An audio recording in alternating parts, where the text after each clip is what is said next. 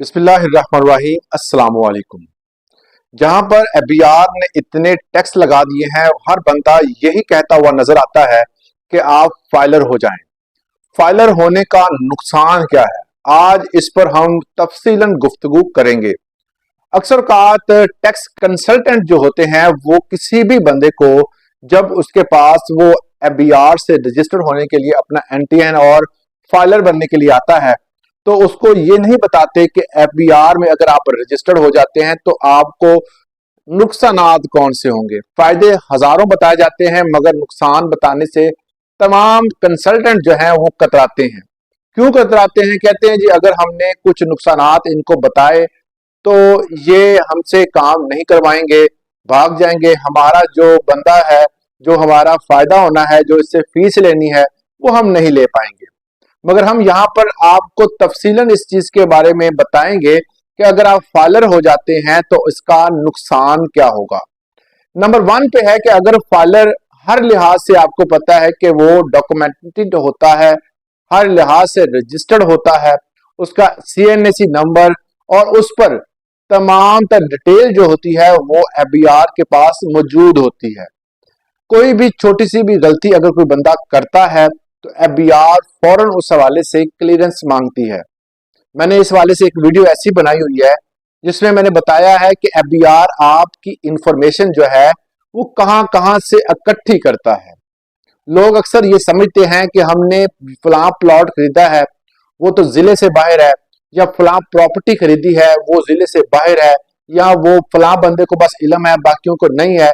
मगर इस झांसे में आकर आप कहीं फंस ना जाइएगा क्योंकि एफबीआर को आपकी डिटेल पता होती है। तो जब इस तरह के मामलात आप रजिस्टर्ड होने के बाद करते हैं तो एफबीआर फौरन जो है वो नोटिस भेजती है।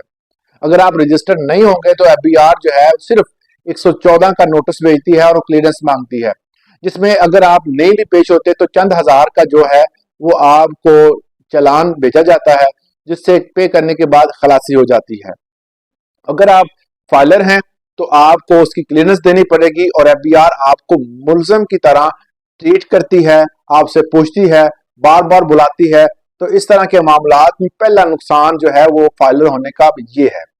नंबर 2 पे जो अगर आप फाइलर हो जाते हैं तो आप जितने भी फिनेंशियल आपकी एक्टिविटीज हैं, आप पैसे का लेन देन करते हैं, आपने कब कितना पैसा खर्च किया, कहाँ खर्च किया और आपके एक्सपेंसेस क्या हैं, आप कितना पैसा जो है वो इन्वेस्ट कर रहे हैं, उससे फायदा कितना हुआ, हर लिहाज से एफबीआर को आपने डिटेल फराहम करनी होती है। और ये डिटेल जो है वो 6 साल तक आपको रखनी पड़ती है, क्योंकि मैंने अब पिछले दिनों 2024 में अगस्त के तकरीबन 5 या 6 तारीख को एक दोस्त को नोटिस आया जो ईमेल के थ्रू, तो उसने देखा कि उसको 2019 का जो रिटर्न्स फाइल की थी उस हवाले से एफबीआर ने पूछा था कि आपने जो हिबा की हुई प्रॉपर्टी है उसके बारे में आप क्लियरेंस दें। तो उस हवाले से उस बंदे को फिल देखिए 2019 की 24 में नोटिस आया। अब वो तमाम तर चीजें जो है वो रिटर्न्स देखेगा, उसमें क्या गलती हुई, वो तमाम चीजें जो है उस हवाले से उसको क्लियरेंस देनी पड़ेगी। हालांकि इसको चाहिए था अगर वो बंदा उसमें किसी गलती की है या कोई मसला था तो अगले ही साल उसको नोटिस भेजते या उनको पूछ लेते भेज किसी समन के थ्रू कि आपने जो रिटर्न्स फाइल की है उसमें फला फला गलती है। मगर ऐसा नहीं हुआ, 2024 में उसको नोटिस भेज दिया गया और सिर्फ 8 दिन का टाइम दिया गया। और 8 दिन में अगर कोई बंदा बाहर के किसी मुल्क में है या किसी और कंट्री में गया हुआ है या किसी और शहर में है, वो वापस आकर अपनी तमाम रिटर्न्स बाकी चीजें इकट्ठी करते करते भी उसको तकरीबन 1 महीना लग जाएगा, मगर 8 दिन का टाइम है, उसमें पेश होना जरूरी है। नंबर 3 पे अगर आप प्रॉपर्टी कोई खरीदते हैं, खरीदने के बाद आप उसे सेल करते हैं, आपको गेन टैक्स उस पर देना पड़ेगा। 1 लाख की प्रॉपर्टी फर्ज करें आपने ली है और 2 लाख की आपने सेल कर दी है, तो 1 लाख जो आपको फायदा हुआ उस पर आपने 15% गेन टैक्स आपने देना होगा। अगर आप जो है वो फाइलर नहीं है तो आप सिर्फ एडवांस टैक्स 236C का जो है वो टैक्स देंगे, के लिए वो अदा करने के बाद आपकी खलासी हो जाएगी। तो इस तरह जो फाइलर हैं वो इस शिकंजे में आते हैं, वो गेन टैक्स लाजमी अदा करते हैं। हालांकि ये एडजस्टेबल है मगर फिर भी वक्ती तौर पर जो है वो आपको अच्छी अमाउंट जो है वो गवर्नमेंट के खजाने में देनी पड़ती है। उसके बाद नंबर 4 पे कैश से कुछ भी खरीदा, कोई भी चीज आप खरीदते हैं कैश से, उसकी क्लियरेंस देनी पड़ेगी कि पैसा कहाँ से आया, कहाँ से आपने ये पैसा जो है वो जनरेट किया, किस बिजनेस से जनरेट किया। और आपको उस हवाले से अगर आप क्लियरेंस नहीं दे पाते तो आपकी वो मनी जो है वो ब्लैक मनी कहलाएगी। इस तरह नंबर 5 पे जो पॉइंट आता है वो है हर लिहाज से आपको अपनी सेल परचेज जो है वो मेंटेन करनी पड़ती है। आपने क्या सेल किया, क्या उस आपने परचेज किया, क्या उस पर एडवांस टैक्स या गेन टैक्स जो था वो पे किया या नहीं किया, आपने वो तमाम जो टैक्स थे वो आपने रिटर्न्स फाइल सही की या नहीं की। इस हवाले से अगर आप कोई भी छोटी सी भी गलती करते हैं तो उसमें दोबारा अमेंडमेंट करने की आपको गुंजाइश नहीं होगी। फाइलर जो अगर आप हैं तो इस तरह के मामलात आपको देखने ही पड़ेंगे। नंबर 6 पर है टैक्स रिटर्न का टाइम मखसूस होता है। आप कहीं टूर पे गए हुए हैं या आप कहीं सैर सपाटे पे हैं या किसी भी वजह से आप जो है वो मसरूफियत का शिकार हैं, तो आप जो है अगर नहीं रिटर्न्स फाइल करते तो पर डे के हवाले से टाइम गुजरने के बाद आपको रिटर्न्स पर जो फाइन है वो पे करना पड़ेगा। उसके अलावा नंबर 7 पर अगर आप किसी कोई चीज जो है वो गलती से उस पर एडजस्ट कर देते हैं, लिख देते हैं और बाद में पता चलता है वो चीज आपके पास सिरे से ही मौजूद नहीं है, तो उसमें कटिंग करके उसको देखना, उसको जो दोबारा जो है वो रिटर्न्स को फाइल करने की गुंजाइश नहीं होती।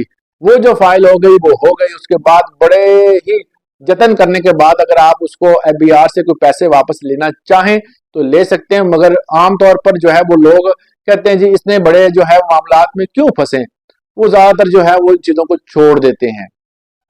नंबर 8 पर आप जो है वो कोई भी चीज मतलब कोई कारोबार करते हैं, कोई प्रॉपर्टी खरीदते हैं या आपका कोई भी कारोबार है और आप टैक्स रिटर्न्स फाइल कर रहे हैं, अगर उसमें कोई मसला आया है तो अक्सर औकात टैक्स की टीमें जो हैं वो एफबीआर जो है वो मुतलका थाने से पुलिस लेकर आपके इंस्पेक्शन के लिए पहुंच जाती हैं। आपके तमाम घर में जो छापे पड़ते हैं, लोग उनसे पूछते हैं जी आपने जो रिटर्न्स फाइल की उसमें ये चीज थी और हमें पता चला आपके पास करोड़ों की जायदादें हैं, तो आप एक मुलजम की तरह जो है वो एफबीआर के कटहरे में खड़े होते हैं और सबके सामने आपकी बदनामी भी होती है और एफबीआर को आपके सवालों का जो एफबीआर करती है आपसे उनका जवाब भी देना पड़ता है।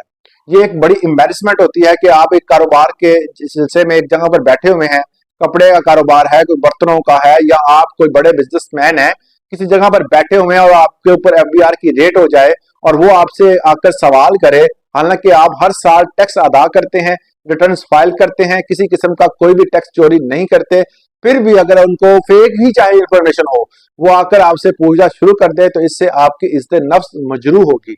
बेहतर यही है कि जब आप अगर आप एफबीआर से फाइलर नहीं होते तो आप मजे में हैं, आपकी जो है अक्सर बात कोई भी अथॉरिटी जो है वो एफबीआर के पास नहीं है कि वो आपको किसी किस्म का जो है वो थ्रेट कर सके, पकड़ सके, नोटिस भेजती है, आप हाजिर ना हो तो वो जुर्माना कर देती है जो चंद हजार का होता है, वो पे करने के बाद खुलासी हो जाती है। इसके अलावा सिमें ब्लॉक करने के हवाले से, मीटर उतारने के हवाले से ये बहुत ज्यादा बातें सुनी थी, मगर सिमें जो है वो तकरीबन 1 या 1.5 दिन के बाद दोबारा फिर ओपन हो जाती हैं। इसमें कोई इतना बड़ा मसला नहीं है। इस हवाले से हाई कोर्ट की जो है बल्कि सुप्रीम कोर्ट के इस हवाले से जजमेंट भी मौजूद है कि आप किसी भी बंदे की इस हवाले से सिम या उसके घर के कोई भी जो मीटर कह सकते हैं या गैस का मीटर वगैरह कोई भी ऐसा उतार नहीं सकते। तो इस हवाले से हाईकोर्ट का हुक्म भी है और ये तमाम चीजें जो है वो इस हवाले से बयान भी की जा रही हैं। मगर अब दोबारा जो फिर है बिहार ने ये क्रैकडाउन शुरू किया है कि आप जो फौरी तौर पर फाइलर हो जाएं, मगर एक चीज जो है वो बहुत ज्यादा जोर दिया जा रहा है कि अगर आप फाइलर नहीं होते तो उसके जो है वो आपको नुकसानात जो है वो भी उठाने पड़ेंगे। लेकिन जिस तरह मैंने आपको फाइलर होने के नुकसानात बताए हैं, इसी तरह फाइलर होने के फायदे भी हैं, तो उन फायदों का जिक्र भी मैंने इसी चैनल पे किया हुआ है।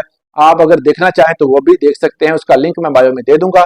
आज के लिए इतना ही, इजाजत दीजिएगा। अल्लाह हाफिज।